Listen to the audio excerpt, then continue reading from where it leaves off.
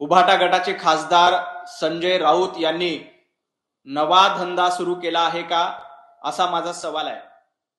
संजय राऊत यांनी आज पत्रकार परिषद घेऊन दिल्लीत 10,000 कोटी गेले, 5,000 कोटीचा भ्रष्टाचार झाला असा आरोप केला।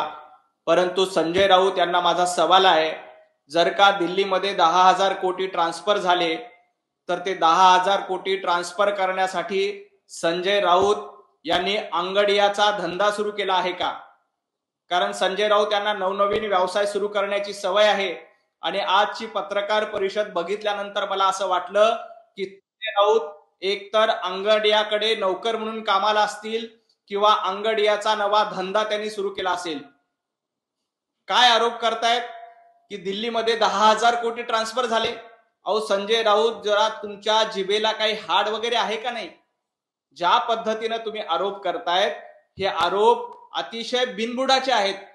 जर खरंच 10,000 कोटी दिल्लीला ट्रान्सफर झाले असतील तर त्याचे पुरावे तुमच्याकडे आहेत का? असेल तर आदरणीय गृह खात्याकडे त्याबद्दलची तक्रार केली का?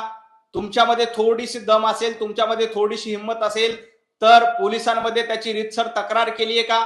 ती तक्रार करायची नाही आणि उठसूट पत्रकार परिषद घ्यायचे, हातात कोरे डॉक्युमेंट घ्यायचे आणि खोटे आरोप करायचे, हे संजय राऊत यांची सवय झालेली आहे।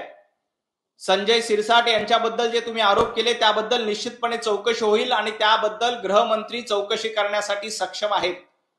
मुख्यमंत्री अतिशय खंबीर आहेत, त्यामुळे तुम्ही मुख्यमंत्र्यांना पंगू म्हणण्याचा अधिकार तुम्हाला नाही। पंगू मुख्यमंत्री कोण होतं हे महाराष्ट्रानं बघितलंय। ज्या वेळेला कोविडच्या काळात लोक मरणासन्न अवस्थेत होते त्यावेळेला पंगू मुख्यमंत्री घरात बसून होते। त्यामुळे तुम्ही देवेंद्रजी फडणवीस यांच्याबद्दल पंगू शब्द वापरताना 10 वेळा विचार करा।